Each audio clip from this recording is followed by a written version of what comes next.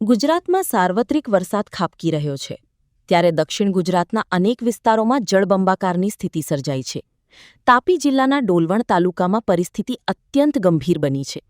જો કે ધોધમાર વરસાદ અને પૂર જેવા માહોલ વચ્ચે નીચાણવાળા વિસ્તારોમાં પાણી ભરાઈ જતા જનજીવન અસ્તવ્યસ્ત થઈ ગયું છે। આ ગંભીર પરિસ્થિતિમાં ફસાયેલા નાગરિકોને બચાવવા માટે તંત્ર તાત્કાલિક હરકતમાં આવ્યું છે। હવામાન વિભાગની ચેતવણી અને સતત વરસી રહેલા વરસાદને ધ્યાનમાં રાખીને સ્થાનિક વહીવટીતંત્ર દ્વારા હજુ પણ કેટલાક સંવેદનશીલ વિસ્તારોમાં રેસ્ક્યુ ઓપરેશન ચાલુ રાખવામાં આવ્યું છે।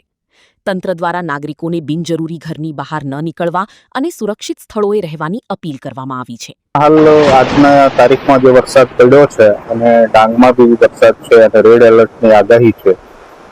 આગામી 24 કલાક હજી ભારે વરસાદની આગાહી છે, એટલે જ્યાં પાણી ભરાયા છે ત્યાં અમે જે લોકોને સ્થળાંતરની જરૂરિયાત છે ત્યાં રેસ્ક્યુ કરવાની કામગીરી ચાલુ છે।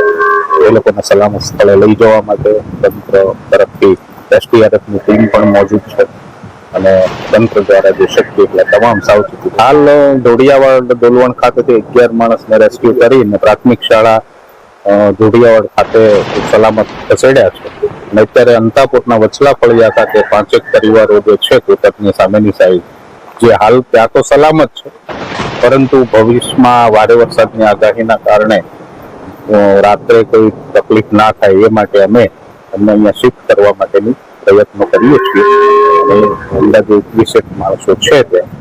ઉલ્લેખનીય છે કે તાપીના ડોલવણ તાલુકાના ધોડિયાવાડ અને અંતાપુર ગામે ભારે વરસાદના કારણે પાણી રસ્તા પર ફરી વળ્યા હતા। પરિસ્થિતિની ગંભીરતાને ધ્યાનમાં રાખીને સ્ટેટ ડિઝાસ્ટર રિસ્પોન્સ ફોર્સની ટીમની તાત્કાલિક ઘટના સ્થળે રવાના કરવામાં આવી હતી। એસડીઆરએફના જવાનોએ ભારી જહેમત અને બહાદુરીનું પ્રદર્શન કરીને પૂરગ્રસ્ત વિસ્તારોમાંથી 35થી વધુ લોકોની સુરક્ષિત રીતે બહાર કાઢીને સલામત સ્થળે ખસેડ્યા છે। કૌશિક પટેલનો રિપોર્ટ, હિન્દ ટીવી।